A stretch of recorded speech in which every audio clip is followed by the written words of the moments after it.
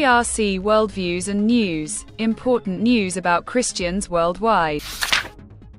Today is the 5th of June 2025. Joe Valley says that children in Arab countries are under strange mental pressure.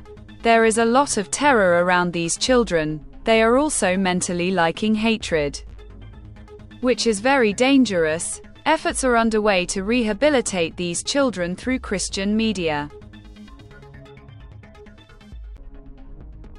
Kameli Malik said that Christians in Lebanon are being accused of spying on the country and giving news about the area to Christian Israelis.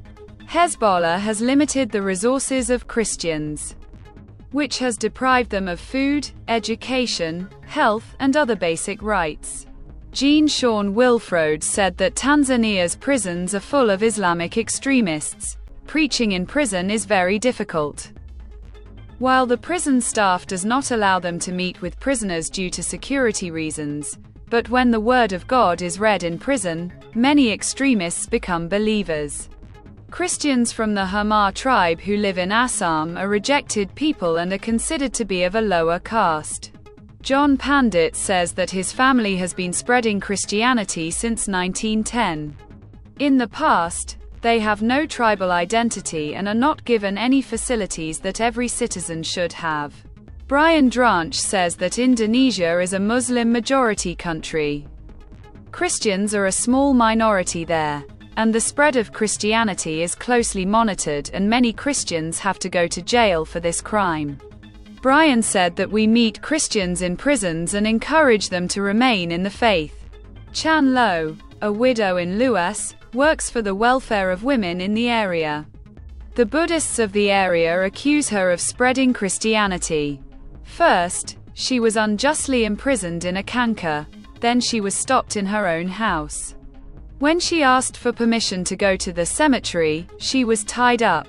Lin Che said that in North Korea, Christians are being searched for through modern research. They are kept in secret prisons. They are forced to participate in strange games and are killed. They are made into a spectacle. Many Christians have been caught and never found again. Jennifer says that in Uganda, she was working in the fields when she was called home. When she came home, both her children were injured. The Allied Democratic fighters attacked the school and many children were injured.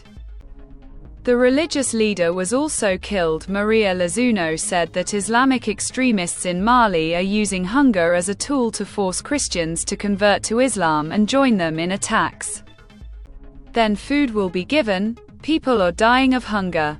Pauline said that when she was starving in Mauritania, she went to a Muslim man to beg for food, but he beat her and drove her away. During this time, she also developed a fever. Christians have been deprived of all kinds of resources. Stay with us for more news. If you want to watch more such videos and you liked our video, then subscribe to our channel. A reliable source of information. Stay connected with CRC News.